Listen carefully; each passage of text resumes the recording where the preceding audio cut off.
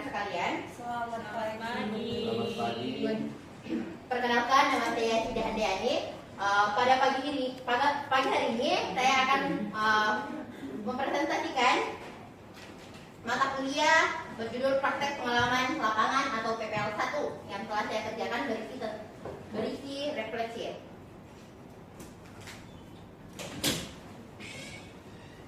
Sebelumnya, saya sampaikan bahwa saya berPPL 1 di UPT SPF SD Negeri Pampang. Adapun refleksi 4C yang telah saya buat, yaitu yang pertama, connected atau keterkaitan. Saya belajar memahami karakteristik murid, budaya sekolah, dan peran guru di lingkungan sekolah secara nyata. Yang pertama, setiap murid memiliki latar belakang, gaya belajar, dan tingkat kepercayaan diri yang berbeda-beda. Yang kedua, mengaitkan teori pembelajaran di kampus dengan kondisi nyata yang ada di lapangan atau di sekolah tempat saya berPPL. Dan yang ketiga, konsep persepsi, scaffolding, dan pembelajaran kontekstual yang dipraktikkan terbukti berdampak langsung pada murid. Yang kedua, ada challenge atau tantangan yang konsisten muncul di ketiga siklus sebagai area pengembangan nyata. Yang pertama ada manajemen waktu, di mana belum optimal di siklus 1 dan 2, dan di siklus 3 diakui sebagai kekurangan karena terlalu fokus pada satu diskusi. Yang kedua, pemerataan partisipasi murid, di mana masih ada murid yang pasif, ragu, atau kurang percaya diri untuk tampil di setiap siklus atau pada proses pembelajaran. Dan yang ketiga ada scaffolding, belum tepat sasaran, di mana bantuan yang saya berikan masih bersifat umum, belum terarah pada kebutuhan individu murid. Yang ketiga ada konsep. Ada beberapa konsep kunci yang saya pahami dari pengalaman yang telah saya lakukan. Yang pertama ada persepsi kontekstual, yaitu jembatan antara pengetahuan awal murid dan materi baru, bukan sekedar pembuka tetapi fondasi motivasi belajar bagi murid. Yang kedua ada pembelajaran kontekstual dan konkret, menggunakan benda nyata yang ada di lingkungan sekitar murid. Ini lebih efektif daripada penjelasan abstrak semata, khususnya untuk murid di kelas rendah di sekolah dasar. Yang ketiga ada scaffolding bertahap, bentuk keberpihakan pada murid yang mengalami kesulitan, bukan bantuan yang seragam untuk semua. Dan yang terakhir ada pembelajaran berdiferensiasi, di mana ada metode, materi, dan aktivitas perlu disesuaikan dengan kebutuhan dan kemampuan murid yang beragam di kelas tersebut. Yang keempat ada perubahan konkret yang saya lakukan. Yang pertama, saya harus menyelesaikan alokasi waktu per tahap pembelajaran secara rinci dan disiplin menjalankannya. Selanjutnya, menunjuk ketua kelas dengan memberikan peran yang jelas dalam kelompok agar setiap murid dapat berkontribusi maksimal dalam kelompoknya. Yang ketiga, mengembangkan media pembelajaran yang lebih variatif dan kontekstual sesuai dengan lingkungan belajar murid. Yang terakhir, menyusun instrumen penilaian yang lebih ramah terhadap keberagaman kelompok murid agar kemajuan kecil apapun dapat dihargai. Ada kesimpulan dari refleksi 4C ini. Yang pertama, menjadi seorang guru bukan hanya menyampaikan materi, namun memahami murid, budaya sekolah, dan peran guru itu sendiri secara utuh. Selanjutnya, tantangan seperti manajemen waktu, pemerataan partisipasi, dan scaffolding yang belum tepat sasaran adalah pengingat bahwa mengajar adalah proses yang perlu diperbaiki terus-menerus.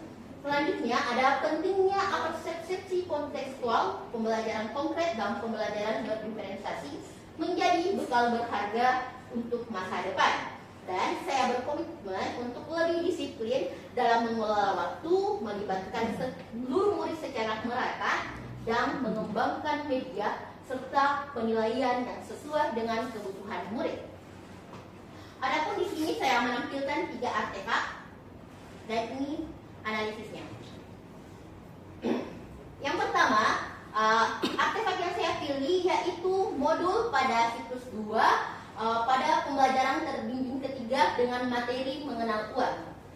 Di sini anak-anak antusias mempraktikkan langsung pola jual beli menggunakan uang mainan yang telah saya sediakan.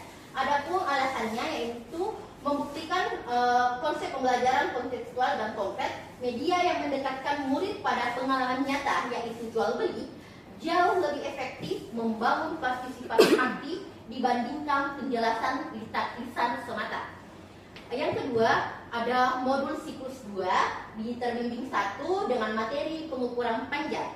Menggunakan model konkret yang ada di dalam kelas atau benda-benda milik murid itu sendiri dengan alasan mendukung efektivitas media pembelajaran, memanfaatkan benda-benda yang sudah dekat dan familiar dengan murid itu sendiri. Seperti pada konsep abstrak atau satuan panjang menjadi lebih mudah dipahami dan kontekstual dengan lingkungan murid. Dan artefak yang ketiga atau yang terakhir ada video praktik mengajar. Ini ada di siklus 3, tepatnya di terbimbing 1 dengan materi keberagaman budaya Indonesia.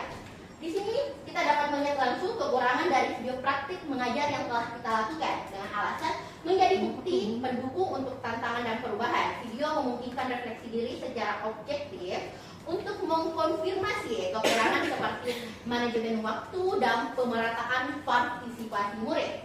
Adapun kesimpulan dari analisis artefak ini yang dimana ketiga artefak, dimana yang pertama ada praktik jual beli, yang kedua ada pengukuran panjang dengan menggunakan benda milik murid, dan yang ketiga ada video praktik mengajar, secara nyata membuktikan bahwa pembelajaran yang menggunakan benda konkret dan dekat dengan keseharian murid lebih efektif meningkatkan pemahaman dan partisipasi mereka. Selain itu, video praktik mengajar menunjukkan bahwa refleksi berbasis bukti visual sangat membantu saya untuk melihat kekurangan secara objektif sehingga menjadi dasar nyata untuk terus memperbaiki cara mengajar ke depannya. Adapun kaitan praktis yang pertama ada konsep utama, pembelajaran yang bermakna lahir dari kedekatan materi dengan kedekatan murid, yaitu melalui persepsi dan media yang kontekstual. Kedekatan guru dengan kebutuhan murid atau scaffolding dan berdiferensiasi, dan kedekatan antara rencana dan pelaksanaannya berupa manajemen waktu. Ketiga artefak secara nyata memperlihatkan prinsip ini. Adapun perubahan ke depannya menjadikan ketiga temuan atau artefak ini sebagai kebiasaan tetap dalam mengajar, selalu merancang alokasi waktu tertulis sebelum mengajar, secara sengaja merancang media dari benda-benda konkret atau benda-benda nyata yang dekat dengan keseharian murid, serta membiasakan diri merekam lalu menonton kembali video praktek mengajar sebagai alat evaluasi mandiri, tidak hanya mengandalkan umpan balik dari guru pamong ataupun rekan sejawat. Dan ini adalah dokumentasi kegiatan yang telah saya lakukan selama ber-PPL di SD Negeri Pampang. Bagus jadinya.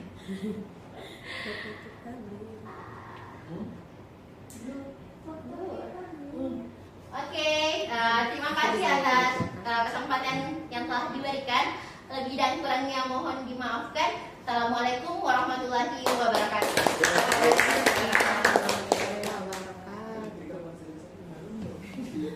Udah, bilang dulu.